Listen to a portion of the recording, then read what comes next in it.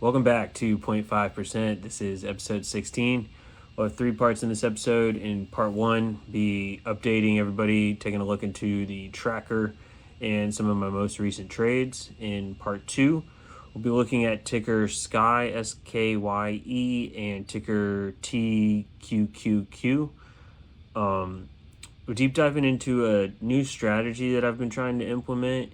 It's a strategy that I'm hoping I can take advantage of in the times where there's no momentum going up or maybe even down to take advantage of an inverse ETF, but rather when things are just going sideways.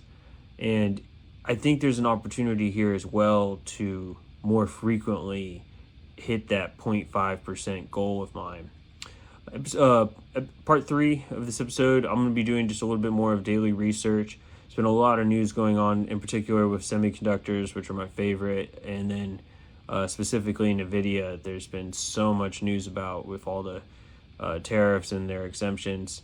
So, as always, thanks y'all for watching, and let's get into it.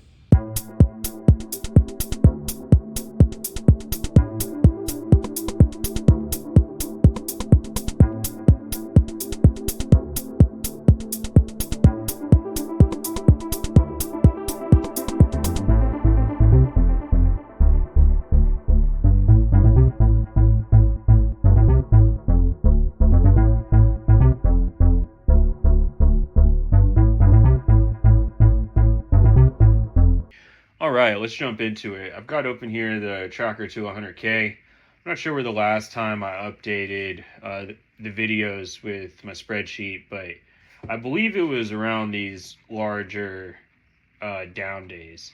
And the bigger one there, I think I discussed I had made the rookie mistake of leaving myself in a day trade position too close to the end of the day, had to hold it overnight, and it drastically went down in the morning. I think I recovered some of it, but then took some losses again after.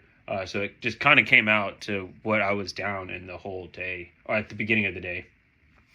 But more recently, I've been trying to not really implement a new strategy, but it's a new mentality of take my wins. Like, the whole point from the get-go of establishing this page as 0.5% was basically like, I'm here for the pennies. Like, I'll take all the pennies, fill my pockets with pennies, fill my backpack with pennies. I want them all. And if I don't ever put the pennies in my pocket, then I'm never taking anything home.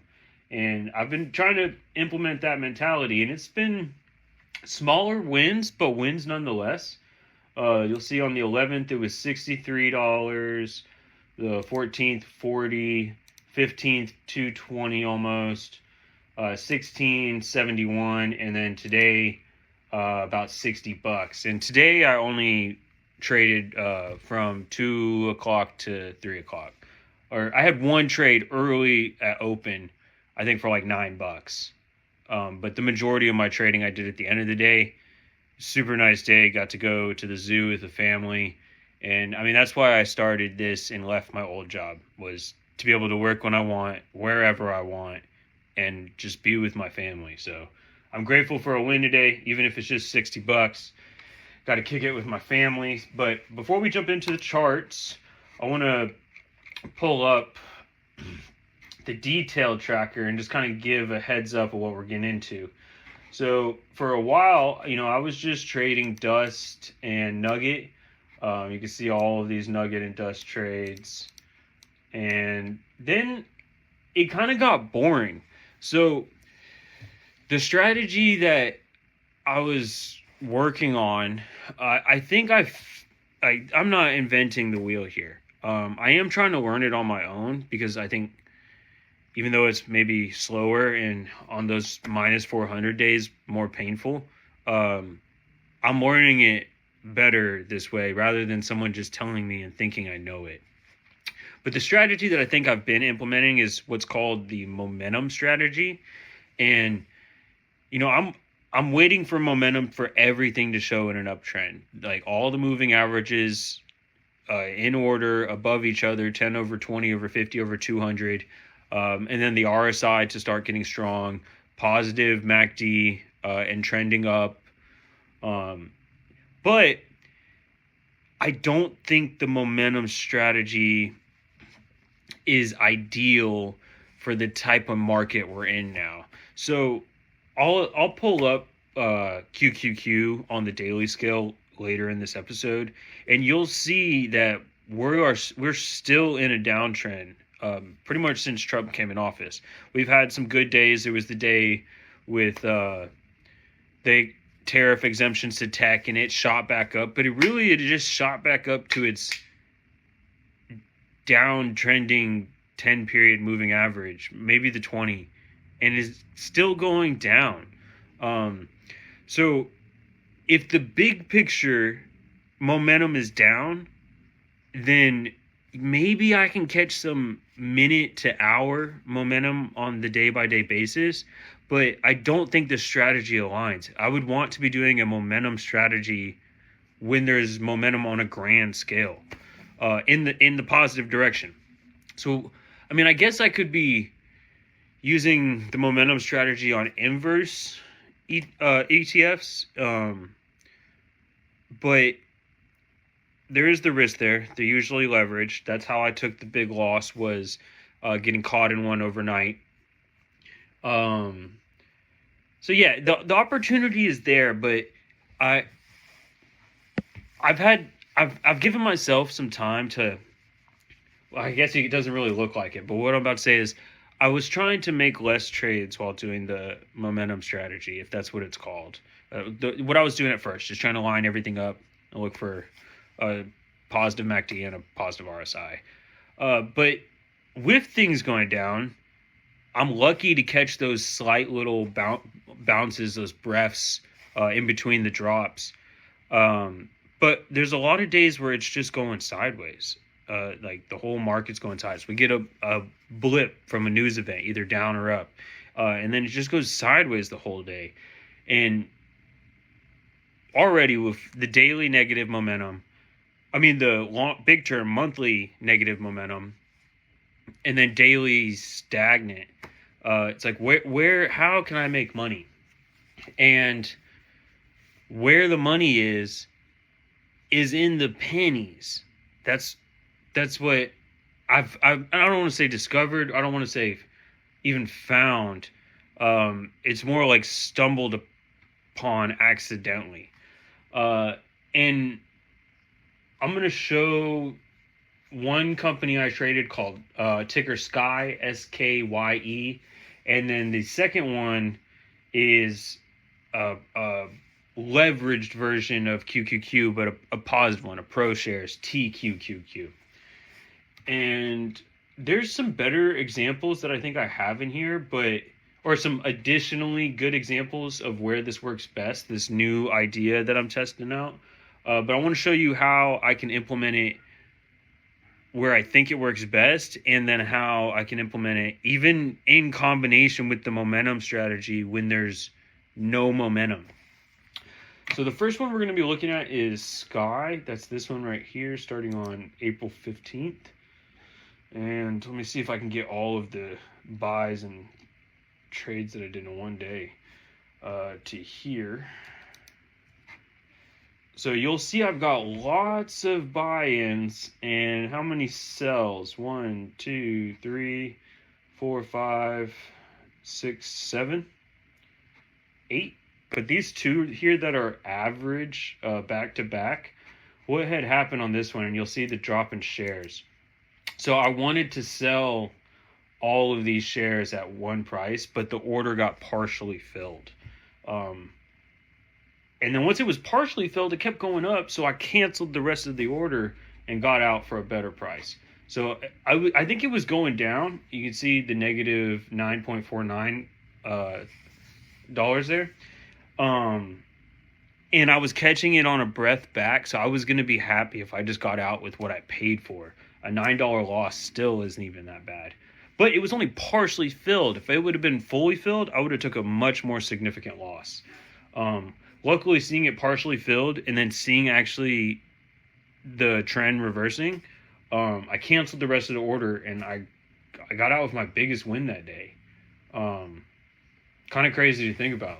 Well, let's check out some of these other ones that I've got in here. So I've got a $30, a $10, a $10, the 96, an $11, a $3, and a $30. Like, these aren't really just pennies sometimes. I mean, occasionally the $3, call it a penny. But look at the percent on it. It was just, I only made $3 there because I think maybe I was nervous. I only got 100 shares, and then it shot way up, and I was like, fuck it, I'll take the $3. Because yeah, a 1.46, if you compare it to all these other ones, I think I was expecting it to drop. We can check out the chart, see where that happens. But the reason, look, like the percents too, look at this, like 0.56, 0.41, 1.46, 1.36, 0.69. These are all pretty significant percent trades to me, like 0.5%, you know. If I'm hitting an average of that, I'm meeting my goal. And this is the type of stock this strategy, in my opinion, works best with. I'm not good at it yet. That's why I have so many buy-ins. I would rather just buy in once for that total amount of shares and then sell it where I sold. But because this is new to me, and you'll see I've got actually a couple in here that were big. This is when I was panicking. That one that I just wanted to get back what I got, it started dropping hard. So I started dropping my capital hard to dollar cost average and to something I could break even. I would never want to put this much money on the table again. So I started slowing down. No more of these $1,000 or these 1,000 share purchases. I started doing 500s and 100s. I was like, chill, you barely made it out of that. You actually made it out way better than you could have ever hoped. This is a new strategy. Let's not use as much money while we're figuring out how to use it. And the strategy is a penny. So I want to see a 1 penny change and take profits. But where is 1 penny most significant? A penny is most significant when it's the larger percentage of the total cost. For example, this SKYE stock at the time was worth about $2.07. Or let's just call it $2. A penny is 0.5% of $2. If I can find a $2 stock that is just trading up and down a penny over and over, like $1.99, $2, $2.01, $2, $1.99, $2, like a penny just up and down, I can hit 0.5s all day. And so I've started looking into that a little bit more. I've traded a couple companies that are these, I don't know if I want to call them penny stocks, but I like a $1 or $2 price, because at $1, a penny's 1%. $2, 0.5%, I'll still take it.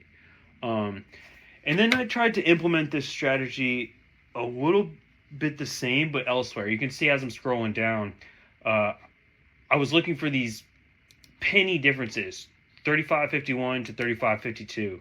But look at the price on this one. This one is $35. So a penny is less significant of a change on a stock like this. It's only 0.03%.